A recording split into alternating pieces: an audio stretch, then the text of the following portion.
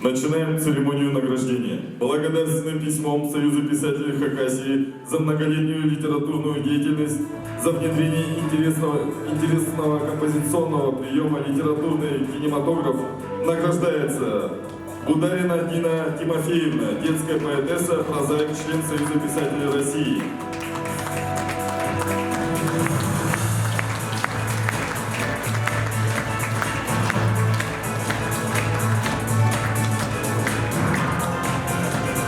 Благодарственным письмом Союза писателей Хакасии за значительный вклад в исследование фольклорных работ, сохранение живого устного народного творчества награждается Кутанаева Ирина Исаевна, прозаик, кандидат исторических наук, член Союза писателей России.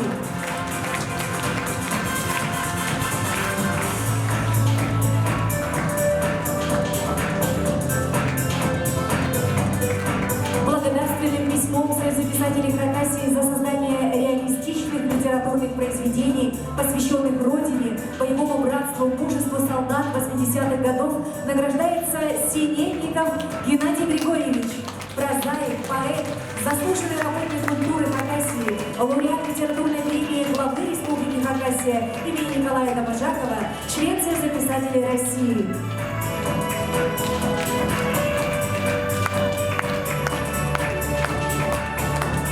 общее фото на память.